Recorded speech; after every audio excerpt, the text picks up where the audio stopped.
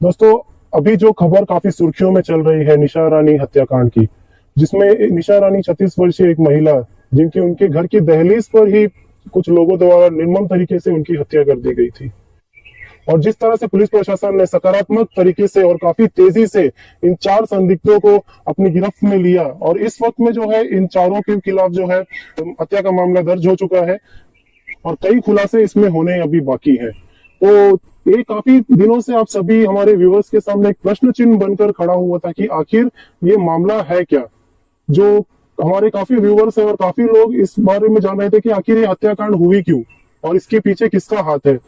तो हम आज आप सभी के समक्ष उनके कुछ इतिहास के बारे में कुछ रोशनी डालेंगे। आखिर उनका जीवन काल कैसा रहा, उनके शुरुआती दिनों से लेकर उनके शादी के दिनों से लेकर उनके जो है मृत्यु तक, जो उनकी हत्या हो गई तब से लेकर अब तक का जो है उनका जीवन काल कैसा रहा, इसके बारे में हम आप सभी के समक्ष जो है आज बात करने वाले हैं। कहानी की शुरुआत होती है 2019। 2019 ये वो दिन है, ये वो साल है जब आलोक राम और निशा रानी की शादी हुई।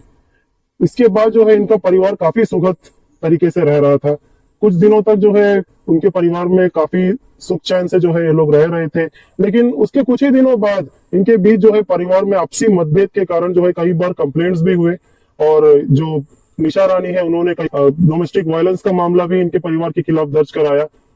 और ये पारिवारिक लड़ाई बढ़ते बढ़ते एक दिन इतनी ज्यादा बढ़ जाती है कि और निशा रानी के द्वारा ये स्टेटमेंट में कहा गया था कि उनके ससुराल वालों द्वारा उनको इतना पीटा गया कि वो जो हॉस्पिटलाइज्ड हो गई और उन्होंने अपनी जान बचाने के लिए जो है बालकनी से छलांग तक लगा दी।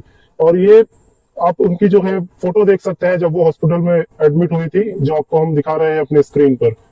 और उसके बाद जो है निशा रानी के ससुराल वालों के खिलाफ जो है निशा रानी के द्वारा पीएस अबोडिन में जो है एक एफआईआर किया जाता है घरेलू हिंसा के खिलाफ। और ये मामला इस वक्त जो है हमारे न्यायालय में जो है विचाराधीन है। इस पर जो है अब तक कार्रवाई चल रही है, इसका रिजल्ट अब तक हमारे सामने नहीं आया है। सभी के बाद उनके ससुराल वाले, जो निशा रानी के ससुराल वाले थे, वो निशा रानी को कहीं ना कहीं अपने घर पर नहीं रखना चाहते थे, वो उन्हें जो है उनसे दूर रखना चाहते थे। लेकिन यही जगह जो इसी जगह जो है निशा रानी अपने ससुराल में ही रहना चाहती थी। इन सभी के बाद निशा रानी ज्यादातर अपना वक्त जो है अपने बूढ़े माँ बाप के साथ रहती थी और वो साथ ही साथ अपने ससुराल पर भी आती जाती रहती थी। और यहीं तक जो है ये पारिवारिक अनबन जो है चल ही रहा था कि इसी के बीच जो 5वां महीना 2024 को आलोक राम सुसाइड केस का मामला हम सभी के सामने आता है, जैसा कि आपने कई सारे न्यूज चैनल्स में देखा ही होगा। और कहीं ना कहीं आलोक राम के परिवार वाले जो है इस जो सुसाइड केस है इसे हत्या और साजिश का मामला बता रहे थे। और इस समय निशा रानी जो कि अपने मायके में थी, और जब उनसे भी पूछा गया इस घटना के बारे में, तो उन्होंने भी ये बताया कि ये सुसाइड का मामला हो सकता है।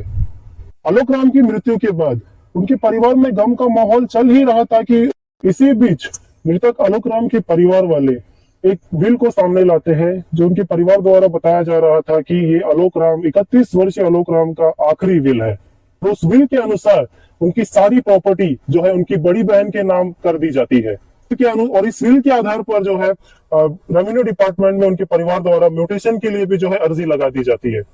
और इस विल के सामने आते ही मृतक आलोक राम की पत्नी निशा रानी जो है इस विल को चैलेंज करती है और इस विल को जो है फौज बताती है, जिसकी कंप्लेन वो उच्च अधिकारी और पुलिस थाने में भी करती है। और कार्रवाई को लंबा होता देख निशा रानी जो है आलोक राम के द्वारा सिग्नेचर किए हुए 3 दस्तावेज, जो जिसमें उनके ओरिजिनल सिग्नेचर्स थे, उन 3 दस्तावेजों को जो है रेवेन्यू डिपार्टमेंट में जमा किए हुए विल के साथ जो उन्होंने आरटीआई के द्वारा प्राप्त किया था, उन तीनों डॉक्यूमेंट्स के साथ जो है इस विल को जब उन्होंने ग्राफोलॉजी एक्सपर्ट, जो कि नेहा पाठक रक्षक जिनका नाम है, जो कि एक गवर्नमेंट ऑथोराइज्ड ग्राफोलॉजी एक्सपर्ट है, उनके द्वारा जब इसकी जांच कराई, और ग्राफोलॉजी एक्सपर्ट नेहा पाठक रक्षक के अनुसार जो 3 डॉक्यूमेंट जिसमें आलोक राम के ओरिजिनल सिग्नेचर्स थे, वो जो है इस विल के साथ बिल्कुल भी मेल नहीं खा रहे थे।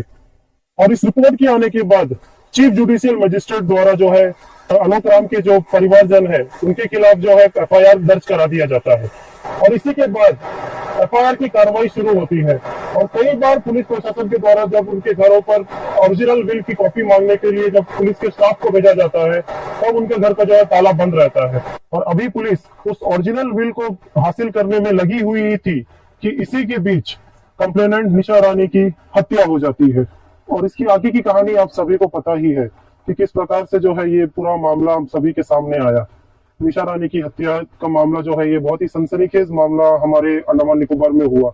और आप सभी को पता है कि इस वक्त जो है काफी लोगों को जो है इसमें जो है इंट्रोगेशन में लिया गया है, और जैसा कि हम आपको बता दें कि इस वक्त जो है कानूनी कार्रवाई उनके खिलाफ चल रही है। अब हमारे व्यूअर्स से हम ये चाहते हैं कि आप कमेंट सेक्शन में हमें बताइए कि आपकी इस पर क्या राय है, और हम जल्दी ही कोशिश करेंगे कि इसके आगे भी हम जो है आप सभी के सामने और भी काफी सारे अपडेट्स लेकर आए।